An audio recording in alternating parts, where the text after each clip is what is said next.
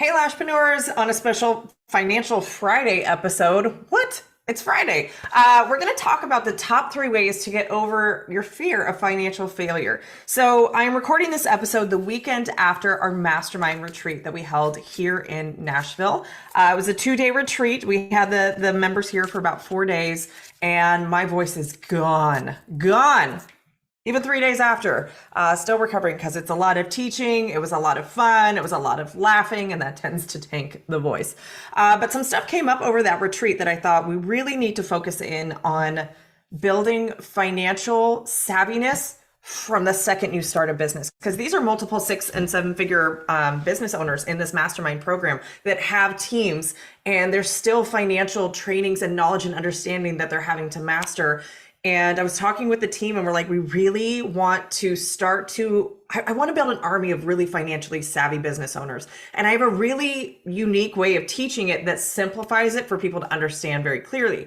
So when we get into the Society Accelerator, which is our program to teach you how to hire a team member, and then our mastermind, which is scaling your team to multiple 6 and 7 figures and getting you out of the treatment room, there's all financial based decisions that happen specifically with profitability in mind. However, inside the Lashpreneur Society, we have financial trainings, we have marketing trainings, we have business foundations and policies and client management. And so I really wanted to spend time on the podcast to specifically start to talk about financials. And I also created a training that's open to anyone coming up on September 10th, the Know Your Numbers Masterclass. Now, it is a paid training, and I'll talk about that at the end. However, it is so good in teaching you. Even if you have no understanding of knowing your numbers, if you don't know what that means, if you don't know your numbers, if you're ostriching your business where your head is in the sand and you're like, I don't want to look at my bank accounts, we're going to make it very, very maybe gentle to look at your numbers and less threatening than maybe what you're already experiencing. And that starts with today of really facing that fear of financial failure and really looking at what that actually is and the mindset around money. Because most people have a lot of junk when it comes to money mindset that is not their own. It's usually from childhood or what we were conditioned to think about money growing up. And when you're a business owner, your resistance to looking at your financials will tank your business. And it's likely why you're unable to pay yourself what you want to pay yourself and grow your business in the direction it wants to go. I am no stranger to that. I'm very savvy in money now and very savvy with financials now. However, that wasn't always the case. In fact, it was 2018 that I recognized, hey, the Lashpreneur is doing about 30 grand a month. I should probably understand what's going on with the money because I still wasn't paying myself all that well. And I was like, the business is doing fine, but I'm not. There's a disconnect. So that's when I really dove into very bite-sized steps to start to learn and understand the numbers in the business because it really helps make running the business a lot more clear and a lot more simple.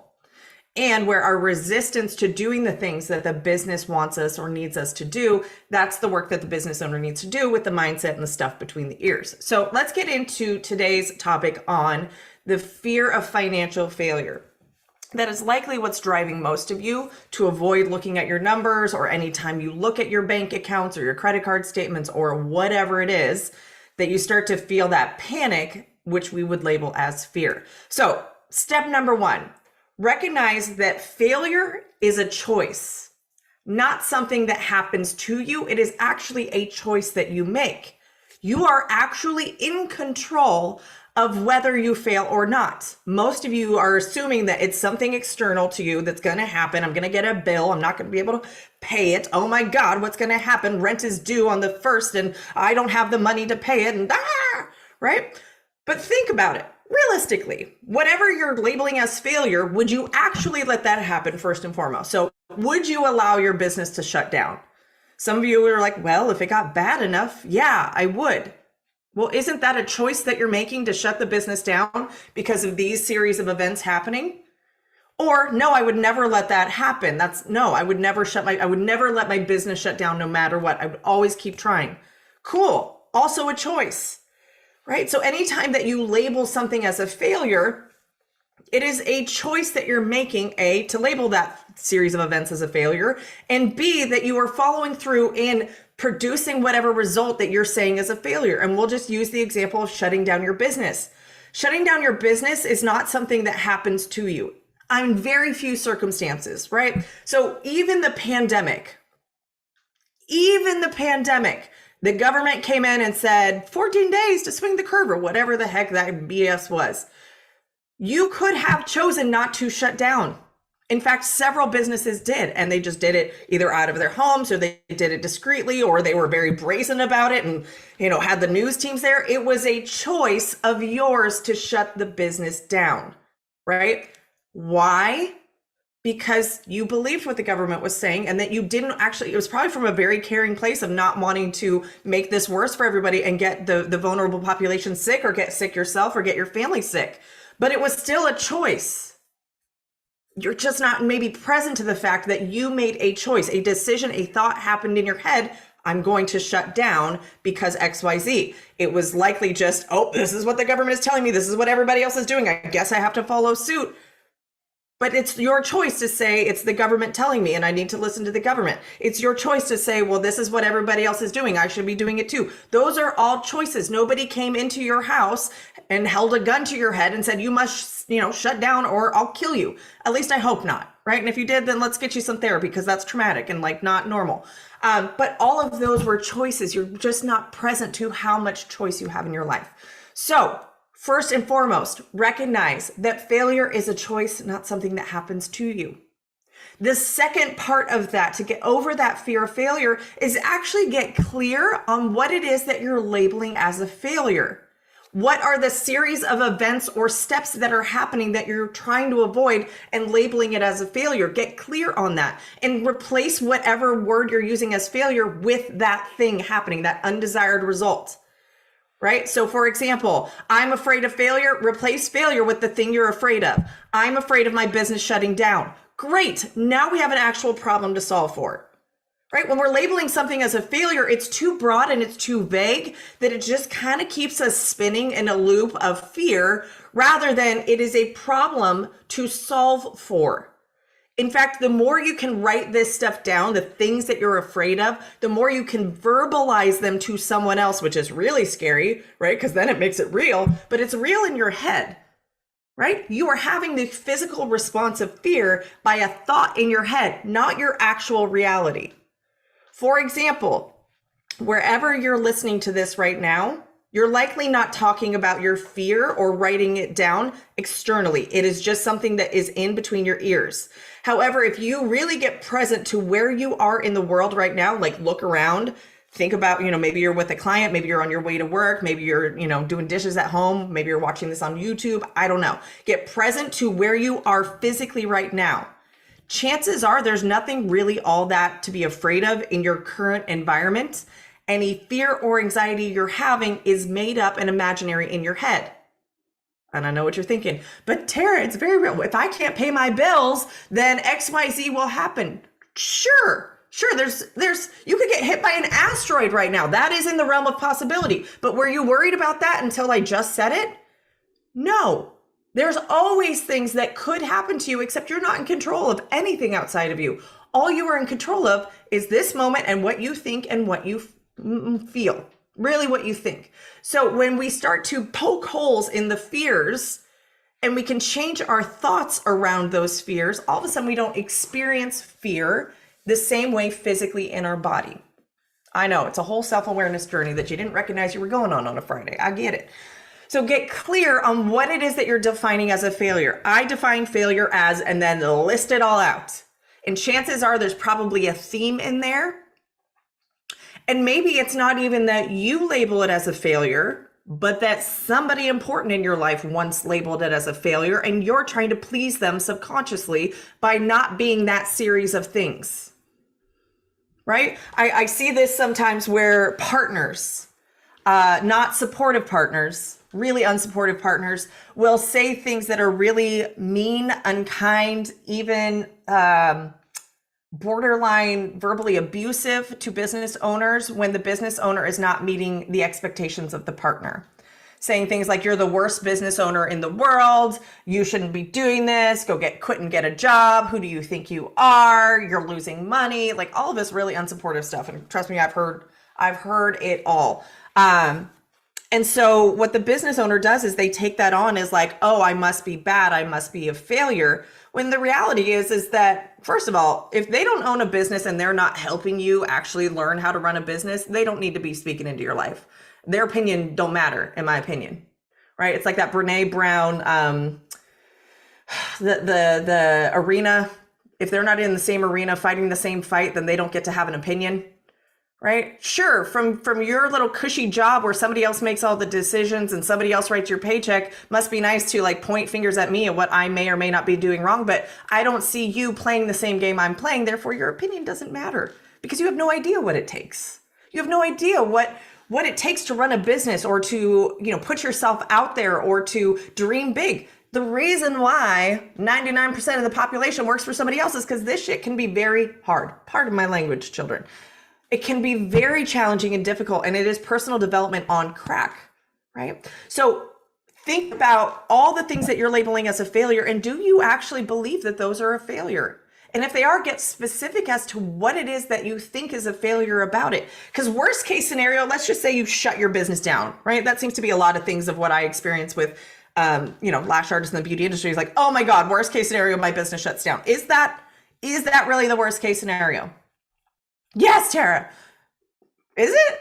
Because, you could shut it down and then start over again and actually do it better and faster and easier and get rid of all the complications and all the crazy clients that you don't want to deal with right now. So you're not exactly starting over from scratch. You're starting over from experience. So is shutting your business down really the worst possible case scenario? Wouldn't you just choose to start a new business? Or worst case scenario is you go back to get a job and like, woo, and take a break. Somebody else gets to write the paychecks and worry about the marketing and the profit and the financials and the clients and the customer service and all that stuff. That kind of sounds like a vacation to me, right? So is it really the worst case scenario? Number 3, once we're clear on how we define the failure, then we can create an action plan to solve for the problem or the undesired result that you're labeling as a failure. That's it. That's literally it. That is what I work on with students all the time. It's like, okay, what is it we're afraid of? Get specific, get it out of your head, write it down. Then all of a sudden it becomes a problem to solve for. Okay, how do we solve that problem? Brain dump a bunch of different ways to solve for that problem. That is our process for problem solving in the Lashpreneur, by the way. We get clear on what it is that you're afraid of or what the problem is, and then we brain dump a bunch of ways that you can solve for the problem. And I highly recommend that you brain dump multiple ways and not just one. And then we pick the one that seems like the easiest to accomplish and get done the fastest. And that generally solves the problem and keeps you moving forward.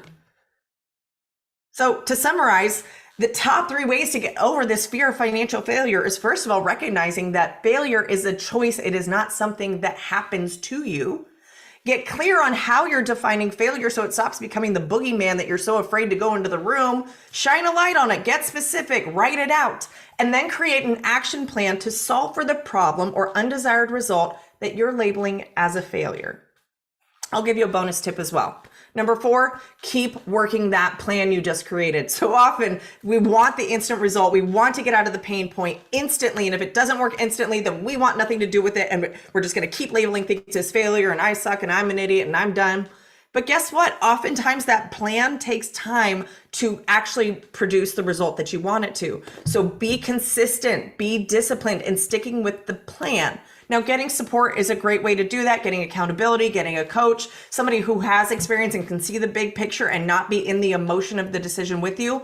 Great opportunity, right? To get some support and be consistent in sticking with the plan, because chances are that plan will get you closer to your desired results instead of living in the fear of failure, which is already kind of creating this worst case scenario in your head. And you're just living and making decisions based off that.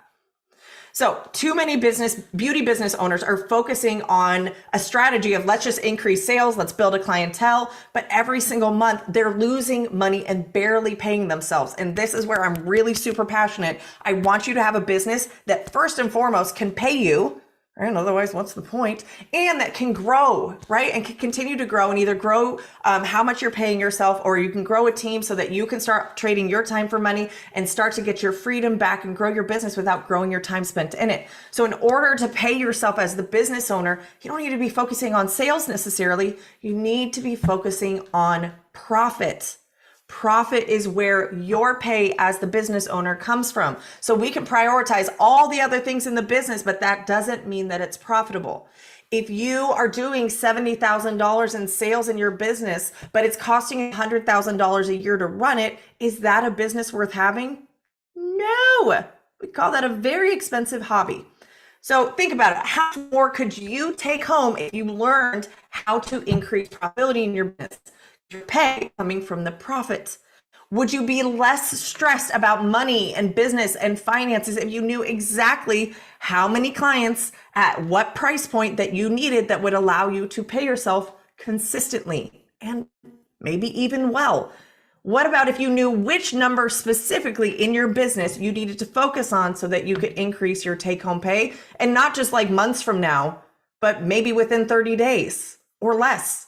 That's what you're going to learn inside of my Know Your Numbers Masterclass. I got to get that off my tongue better. The Know Your Numbers Masterclass, it's happening. It's a live workshop. Yes, it will be recorded. However, the benefit is going to come from showing up live on September 10th.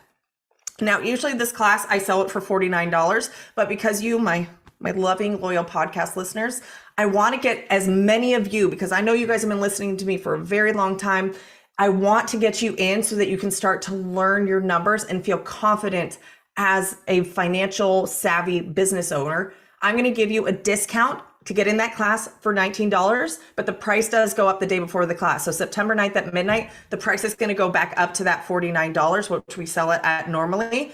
And look, even to make this even more juicy and enticing, I guarantee that you will know whether your business is profitable or not, and which number, right? I'm only giving you one number to focus on, which number you need to focus on to increase your profitability. So whether if your business is not profitable, we need to get it profitable. If your business is profitable and you want to increase your take-home pay, you'll know which number to focus on by the end of class. I guarantee that. I am so confident in what I teach in this class and how I teach financials to even the most introductory business owner, that if you don't know those two things, whether your business is profitable or not, and which number to focus on to increase profitability, by the end of the class, I'll give you your money back.